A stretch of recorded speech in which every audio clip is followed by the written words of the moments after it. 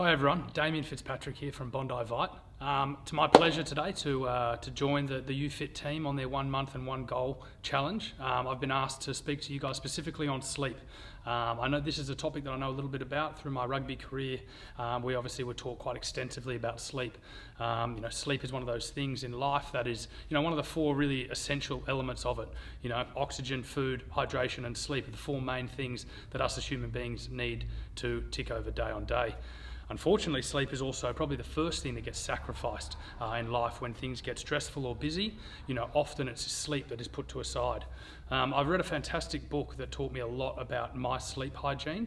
It's by Matthew Walker. He's a neuroscientist, and I really suggest for anyone who wants to learn more about sleep to get a hold of this book, because he has a fantastic arsenal of tools for people to learn more about their personal sleep hygiene, because everyone is different.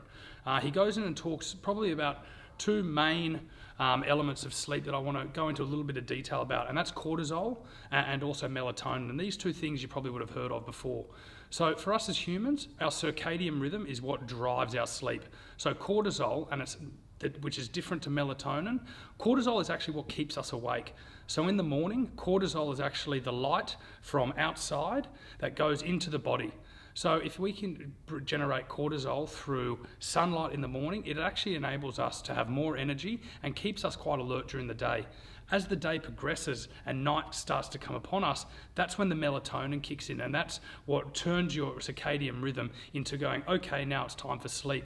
And it's understanding those 2 key chemical balances in the body that can really enable people to set a great sleep hygiene and make sure our night's sleep is probably as beneficial as it can be. I'm going to give 3 or 4 main suggestions on ways that you can improve your sleep. 1 month, 1 goal is about setting yourself challenges, and I'm going to try and give you guys some techniques that I use personally to improve my sleep and make sure that each night's sleep is as best as it can be. The first is making sure we set a sleep schedule. So a sleep schedule really simply is about making sure that we try and go to sleep and we wake up at exactly the same time. Your body, your circadian rhythm and your cortisol and melatonin starts to work really efficiently if it knows exactly when it needs to go to sleep and when it wakes up. The cortisol levels in your body will then keep you awake for longer during the day, and the melatonin levels at night will make sure that you go to sleep at exactly the right time. But you need to try and schedule in these times to enable your body's circadian rhythm to be as efficient as possible. The second thing that I've only learnt recently is about cooling your body. Now, Matthew Walker talks about cooling the body as in the most optimal temperature for the body to sleep is 18.3 degrees Celsius. And it is actually the process of when your body cools down to that temperature that puts us to sleep. So in his book, he suggests taking a hot bath or a hot shower that actually heats the skin receptors up in your body. And so when you then go into bed, your body is around that 24, 25 degrees. And it's the process of over time, when your body goes from that temperature down to 18.3, that is going to put you into a really long, deep sleep. The final and third point that I'm going to suggest is to set your sleep routine. And you would have heard about this a lot, and it's probably the key foundation of all sleep hygiene. Setting the scene before bed.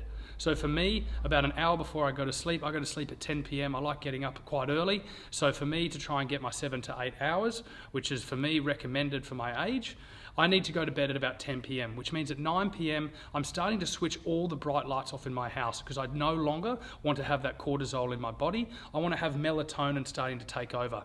So we want to try and reduce the bright light. So any light that's being taken in from our eyes, that means reducing blue screen time and also UV from bright lights in our house, start to be reduced.